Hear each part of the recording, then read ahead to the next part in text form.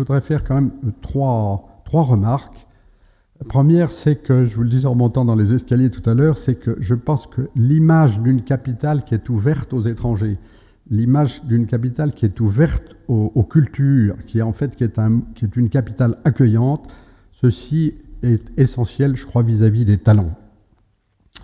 Et on a des progrès à faire dans ce domaine. C'est-à-dire que l'ouverture internationale, la culture internationale n'est pas, me semble-t-il, encore aussi présente qu'il faudrait qu'elle le soit, mais tout ça est inégal. Il y en a qui sont en avance sur les autres, dans les universités, dans la classe politique, auprès d'un grand nombre de PME et auprès également d'un très grand nombre de nos propres citoyens.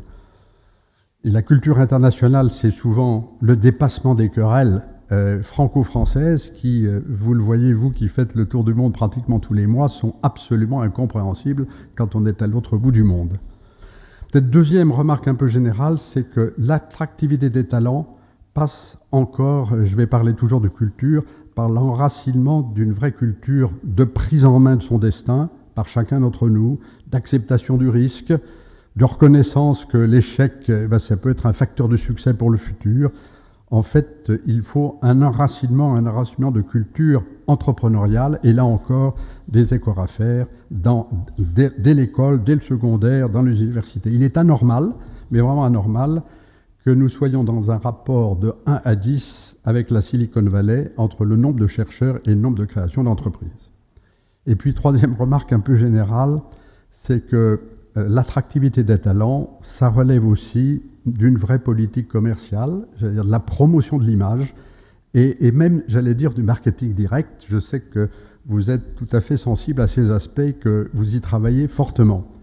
On est souvent bien meilleur que ce que nous croyons nous-mêmes être, et on est souvent bien meilleur que ce que les autres croient que nous sommes.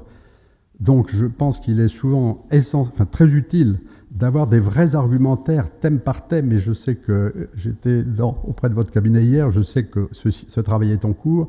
Il est très important d'établir des argumentaires et ensuite qu'ils soient diffusés tant en France qu'à l'étranger pour que les leaders d'opinion, notamment à l'étranger, soient de vrais relais. Et puis je crois qu'il faut également se dire qu'on est dans des domaines où il faut mener une politique commerciale et éventuellement aller chercher les talents un par un. Et nous avons vu dans les benchmarks que nous avons vus, nous avons été impressionnés, mais moi je l'avais vécu il y a quelque temps, du comportement du Québec qui effectivement, par téléphone, va chercher directement les talents qui ont été des talents identifiés.